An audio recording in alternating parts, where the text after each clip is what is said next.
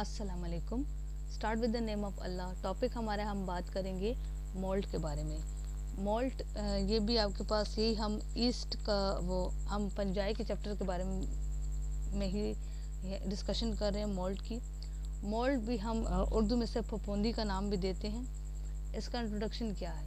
कहते हैं मोल्ड्स और मल्टी सेलुलर फंजाई। ये आपके पास बहुत सारे सेल से मिलकर जो बनने वाला फंजाई है ये उसकी बात कर रहे हैं। It grows in the form of multi cellular filaments called hyphae. ये आपके पास ग्रो करता है एक बहुत सारे फिलामेंट्स की फॉर्म में, जिसे हम हाइफी कहते हैं। Moulds are neither plants nor animals. ना ये किसी भी किस्म का पौधा है, ना कोई ये जानवर है। They are a part of the kingdom fungi. दरअसल ये आपके पास किंगडम फंजाई का एक हिस्सा है। मोल्ड्स और ऑर्गेनिज्म दैट में be found indoors and outdoors. कहते हैं एक तरह के ऐसे ऑर्गेनिज्म है जो कि आपको मतलब कि अंदरूनी भी कुछ आपको मतलब एक मखसूस जगह पर भी आपको नज़र आएंगे, और कुछ मतलब आपके पास जैसे कि आपके पास जो ओपन इन्वायरमेंट होता है, खुला इन्वायरमेंट, खुला माहौल, उसके अंदर भी आपको नज़र आएंगे।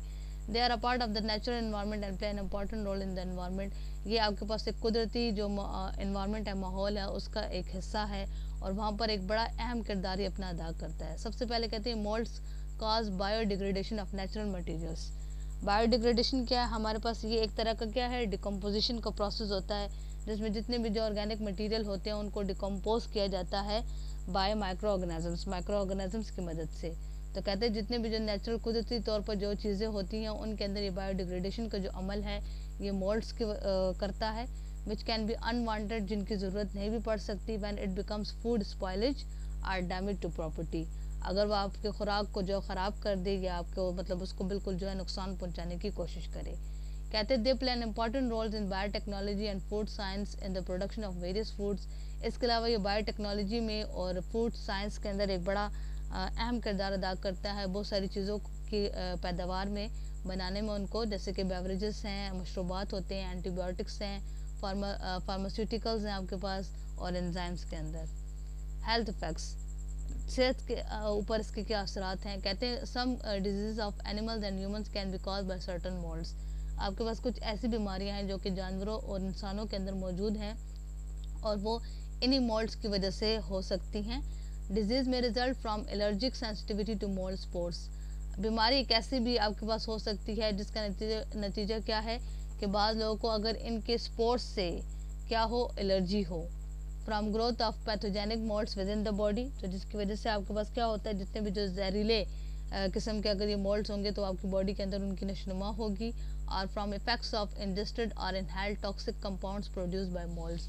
यह कहता है आप उन तमाम ऐसी चीज़ों को क्या करें, इनहेल करें, सांस के ज़रिए से अपनी बॉडी के अंदर लेके जाएं, जो कि अक्सर क्या हो, जो कि टॉक्सिक हो, मतलब कि जहरीले हों। ऐसे जो कुछ ऐसे कंपाउंड्स हो जिनको ये मोल्ड्स बनाए तो वो जहरीले हों अगर, और अगर हम उन्हें इनहेल कर लेते हैं, सांस के ज़रिए से उनको अपनी बॉडी के अंदर ले जाते हैं, तो वो भी हमारे लिए नुकसानदेह हो सकता है। Moulds produce and release millions of spores in air. कहते हैं ये बड़े तादाद में क्या करते हैं, ये स्पोर्स जो है वो रिलीज करते हैं, बनाते हैं हवा के अंदर, वाटर और इंसेक्ट बॉर्न, या फिर इनको ये जो छोटे कुछ इंसेक्ट्स होते हैं वो कीड़े होते हैं जो कि अपने इनको एक जगह से उठा के दूसरी जगह पर स्प्रेड करते लेके जाते हैं। They can also produce toxic agents known as mycotoxin. एक दूसरे किस्म के एक जहरीले किस्म की चीज़ों को भी ये बनाता है जिसे हम माइकोटॉक्सिन भी कहते हैं। माइकोटॉक्सिन आपके पास एक ऐसा टॉक्सिक सेकेंडरी मेटाबोलाइट है जो कि प्रोड्यूस होता है by the organism of the fungus kingdom. मतलब एक ऐसा आपके पास मेटाबोलाइट है। मेटाबोलाइट्स क्या होते हैं? वो भी आपके पास मेटाबॉलिज्म के अमल के अंदर जो काम करते हैं उन्हीं की बात कर रहा है। तो एक तरह का कहते हैं इनका जहरीला इफेक्ट आता है, पॉइजनस, और इन्हें हमारे पास किंगडम फंजाई के अंदर जो ऑर्गेनिज्म होते हैं वो इन्हें रिलीज करते हैं। इसके अलावा कुछ स्पोर्स हैं और माइकोटॉक्सिन्स हैं जो कि can have negative effects on human health. कहते हैं इनके बड़े जो है वो एक तरह के जो है सही असरात ये नहीं छोड़ते इंसानी सेहत के ऊपर।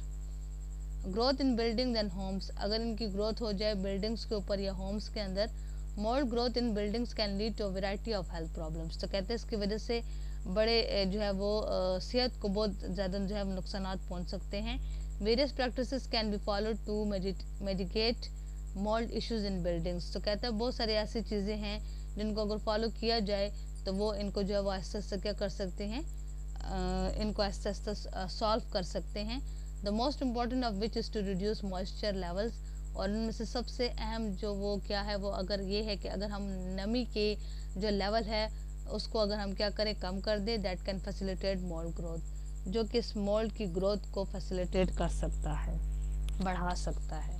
मतलब यही बात करें ना, जो नमी वाली जगह होती है, एक ऐसी जगह, ऐसे जहाँ पर आपके पास हवा भी ऐसी चलती हो जहाँ पे उसके अंदर जो है वो नमी का तनासब, गीलापन जो है वो थोड़ा थोड़ा मौजूद हो, तो कहता है अगर हम वहाँ पर अगर वो इस मॉइस्चर को अगर हम कम कर दें तो आहिस्ता आहिस्ता जो इसकी ग्रोथ है वो जो है वो कम हो जाएगी। आज का लेक्चर आपका यहीं तक है। इसमें अगर आपको कोई भी पॉइंट क्लियर नहीं है देन आप क्वेश्चंस कर सकते हैं। Thank you.